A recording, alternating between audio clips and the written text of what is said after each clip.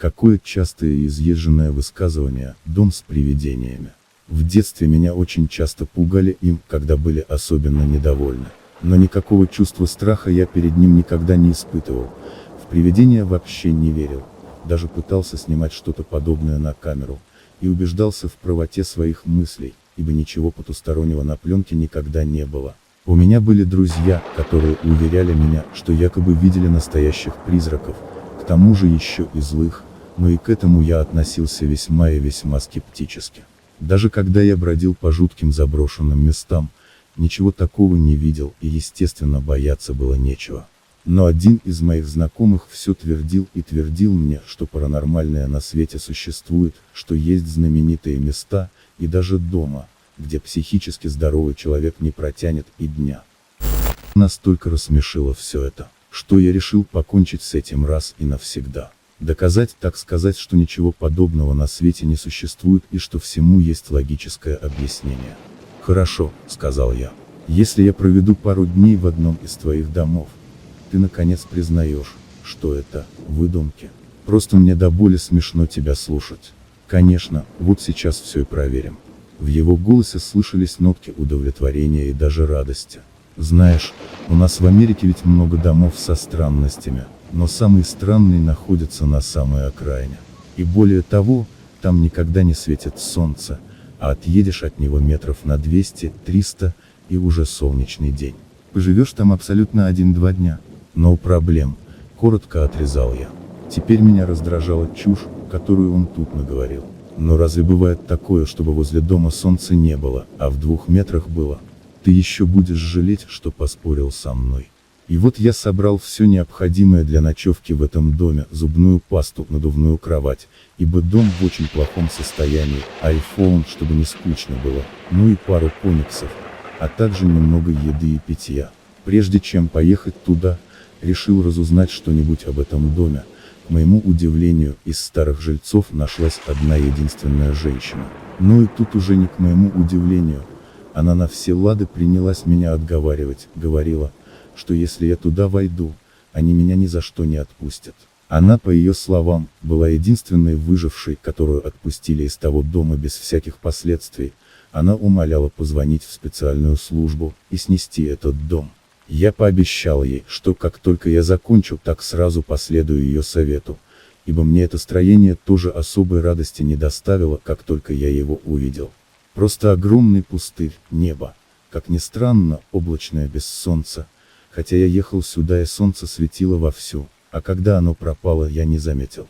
Около 10 часов вечера, когда уже совсем стемнело, я решил лечь спать. Все-таки, этот дом незнакомый, да и бродить по нему в темноте, пусть даже с фонариком, не очень комфортно и страшновато. Я немного посидел в Facebook, а потом постарался заснуть. И вот тут начался какой-то бедлам. Меня разбудил дикий смех со 2-го этажа. Признаюсь, сначала мне стало страшно, а потом я тут же себя успокоил, должно быть, показалось, ведь я спал. Я глянул на часы, время 1 час 01 минута ночи. Ну что же, ночь в самом разгаре, лучше поспать. Я постепенно задремал и снова заснул. И снова меня разбудили какие-то непонятные шорохи наверху.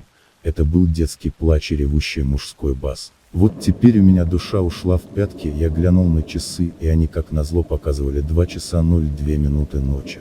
И тут наверху что-то грохнулось с такой силой, что я подскочил на месте. Потом на кухне с пола посыпалась посуда. Стоял невообразимый шум, я просто лежал, заткнув уши и пытаясь успокоиться. Все мои доводы по поводу научного объяснения этого явления рушились к чертовой матери, но я пытался утешить себя мыслью, что это лишь кошмар. Внезапно все стихло. Я опять задремал, и проснулся уже сам, а когда глянул на часы, то оторопел. Они показывали 3 часа 03 минуты ночи. Неужели это совпадение? Тут со 2-го этажа послышался нарастающий гул голосов. Теперь мне стало по-настоящему страшно. Я хотел тут же свалить из этого проклятого места, но пошевелиться не мог, должно быть, был в шоке. И вдруг с лестницы на 2 этажа на меня уставилось страшное лицо с горящими глазами. Это была девочка, лет 10-12. Ее искаженное злобой, страхом и ненавистью лицом смотрела прямо на меня. Она сверлила меня этим ужасным взглядом около минуты, не помню точно, а потом взяла и, совершив гигантский прыжок, бросилась прямо на меня. Меня парализовало от страха, она вцепилась мне в лицо и царапала его, царапала. И внезапно исчезла. Примерно на час наступила мертвая тишина, я просто лежал с разбитым лицом и не мог пошевелиться. Внезапно я посмотрел на часы, 4 часа 04 минуты. Дом сотрясся от ужасного гула и топота, он шел со 2-го этажа. Я знал, что мне нужно постараться встать на ноги и валить отсюда к чертовой матери, однако паралич не отпускал меня. Гигантская фигура появилась со 2 этажа, какой-то худой человек, также с горящими глазами, с очень злобным лицом и огромным ножом в руке. Внезапно он издал самый настоящий бесовский крик. Его руки и ноги вытянулись почти на полметра, и ростом он перешел за 2 метра. Одним прыжком он кинулся с лестницы, сломал пару ступенек и кинулся на меня. Очнулся я уже в госпитале. Рядом были все мои родные и тот злополучный знакомый, весь просто истрадавшийся. Как только я очнулся, мать кинулась обнимать и целовать меня. Мне сказали, что я пролежал в коме почти 3 месяца, и состояние мое было почти критическим, врачи уже не надеялись меня спасти. Но самое страшное было не это. Когда я попытался шевельнуть рукой, то просто не смог этого сделать. А все потому, что ее не было. Абсолютно то же самое было и с другими конечностями. Мне сообщили, что я был найден в таком состоянии на пустыре возле того злосчастного дома.